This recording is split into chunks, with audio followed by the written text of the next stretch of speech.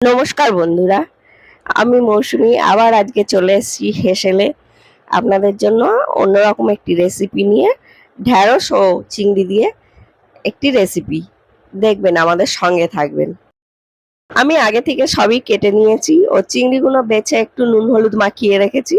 এবার কড়ায় একটু সর্ষের তেল দিয়ে দেবো। দিয়ে আমরা জানি চিংড়িটা যাতেই দিই সেটাই খেতে ভালো লাগে। এটা কিন্তু একটু অন্যরকম রান্নাটা, দেখবেন খুবই টেস্টি হয়।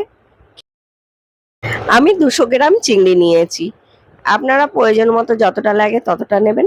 চিংড়িগুলো খুব ভাজতে নেই, আমি 1 থেকে 1.5 মিনিট একটুখানি ভেজে নেব। আমার চিংড়িটা ভাজা হয়ে গেছে। আমি ওদিকে 300 গ্রাম ঢ্যাঁড়স পরিষ্কার করে ধুয়ে ও কেটে রেখেছি। আমি ওই চিংড়ির কড়াতেই একটু তেল দিয়ে ঢ্যাঁড়সগুলো ভালো করে ভেজে নেব। এই সময় আঁচটা কমই রাখবেন, আগুনটা মিডিয়াম আগুন রাখবেন, রেখে ভাজবেন। বেশ একটা কালার আসবে যখন দেখবেন হালকা হালকা। এতে দেবো একটু হলুদ ও একটু নুন দিয়ে দেবো, দিয়ে আমরা নেড়ে নেড়ে ভাজতে থাকবো। আমার ভিডিওটি যারা দেখছেন তাদের অনেক অনেক ধন্যবাদ। যারা নতুন বন্ধুরা দেখছেন প্লিজ প্লিজ আমার চ্যানেলটাকে সাবস্ক্রাইব করে দেবেন ও লাইক করবেন, কমেন্ট করবেন, আমার পেজটিকে শেয়ার করবেন আর পাশে থাকা বেল আইকনটি ক্লিক করে দেবেন যাতে আমার ভিডিওটি আপনাদের আগে সবার আগে পৌঁছয়। আর যারা যারা আমার ভিডিওটি ইউটিউবে দেখছেন তারা সাবস্ক্রাইব করে দেবেন, যারা পেজে দেখছেন প্লিজ প্লিজ ফলো করে দেবেন পেজটিকে আমার। দেখুন আপনাদের সঙ্গে বলতে বলতে আমার কিন্তু ঢ্যাঁড়সটা ভাজা হয়ে গেছে, বেশ একটা কালার চলে এসছে।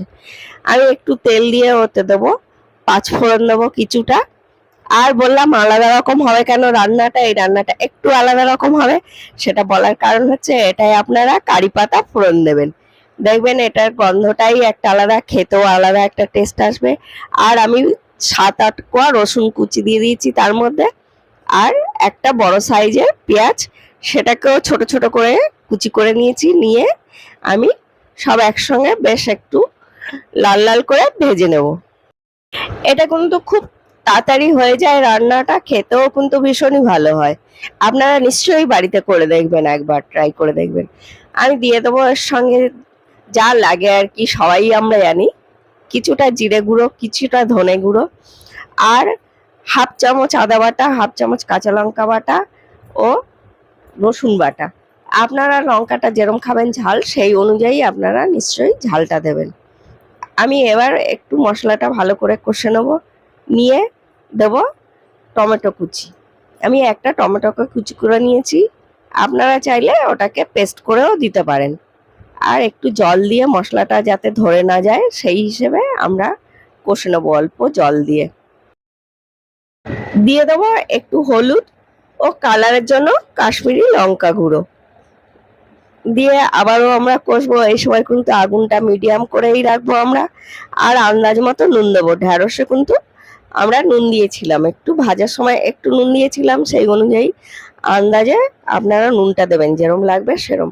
মশলাটা ভালো করে একটু কষে নেবেন, মশলা যত ভালো কষাবে রান্নাটা কিন্তু ততটাই ভালো হবে। আমাদের কিন্তু মশলাটা বেশ কষা হয়ে গেছে, মশলাতে কোনো গন্ধ নেই। ভালো না কষা হলে বললাম মশলা একটা কাঁচা গন্ধ থাকে। এবার আমি দিয়ে দেবো 50 গ্রাম টক দই। টক দই ফেটিয়ে রেখেছিলাম 50 গ্রাম, সেটা দিয়ে দেবো একটু। আমরা কিছুই নষ্ট করি না, কি করব বলুন, তাই বাটিটা ধুয়ে একটু জলও দিয়ে দিলাম, দইয়ের বাটিটা দিয়ে আমরা আবার একটু নেড়ে চেড়ে কষে নেব। নিয়ে এবার যে ঢ্যাঁড়সগুলো ভেজে রেখেছিলাম, ঢ্যাঁড়সের আগে আমরা দিয়ে দেবো একটুখানি চিনি। যারা মিষ্টি খান না তারা দেবেন না, যারা খান একটু চিনি দিয়ে দেবেন। তাতে দেখবেন আমি সব রান্নাতেই বলি আমি একটু মিষ্টি দিই, তাতে নুন ও মিষ্টিটা ব্যালেন্স হয়, খেতে আলাদাই একটা ভালো টেস্ট আসে। তাই এবার ঢ্যাঁড়সগুলো দিয়ে আমরা মশলার সঙ্গে ভালো করে মিশিয়ে নেব একদম। বেশ আমরা মিশিয়ে নিয়েছি, ঢ্যাঁড়স ও মশলা সব বেশ ভালোভাবে মিশে গেছে। এবার দিয়ে দেবো আমরা কিছুটা জল। এটা কিন্তু খুব গ্রেভি হয় না, অল্পই বেশ মাখা মাখা গায়ে হবে, সেই অনুযায়ী জল দেবেন। আর ঢ্যাঁড়সও ভাজা আছে যার জন্য ঢ্যাঁড়স জানেন গলে গেলেও ভালো লাগবে না। আর দিয়ে দেবো চিংড়িগুলো, দিয়ে আমরা আগুনটা কমিয়ে একটা ঢাকা দিয়ে দেবো, দিয়ে ফিরে আসবো 2 মিনিট পরে। আমার চ্যানেলটি যারা দেখছেন তাদের অনেক অনেক ধন্যবাদ। যারা নতুন বন্ধুরা দেখছেন তারা প্লিজ প্লিজ সাবস্ক্রাইব করে দেবেন ও কমেন্ট করবেন, লাইক করবেন, পেজটিকে শেয়ার করতে একদম ভুলবেন না। আর যারা পেজে দেখছেন পেজটিকে ফলো করে দেবেন। আর যারা ইউটিউবে দেখছেন তারা পাশে থাকা বেল আইকনটি ক্লিক করে দেবেন যাতে আমার ভিডিওটি আপনাদের কাছে সবার আগে পৌঁছায়। আমি আবারও ফিরে এলাম, এসে দেখুন বেশ আমার হয়ে গেছে। এবার দিয়ে দেবো একটু গরম মশলা। ঝোলটাও দেখুন একদম গায়ে গায়ে লাগা লাগা হয়েছে, আর ঢ্যাঁড়সগুলোও গলে যায়নি। আমার একদম রান্নাটা খাবার জন্য রেডি হয়ে গেছে। আজকের মতো হেসেলের রেসিপি এখানেই শেষ। আবার ফিরে আসবো অন্য কোনো দিন, অন্য কোনো সময়, আবার অন্য কোনো রেসিপি নিয়ে। আপনারা যারা আমার সঙ্গে ছিলেন তাদের অনেক অনেক ধন্যবাদ। আবারও অন্য কোনো ভিডিওতে নিশ্চয়ই আমার সঙ্গে এরম ভাবেই থাকবেন। আমার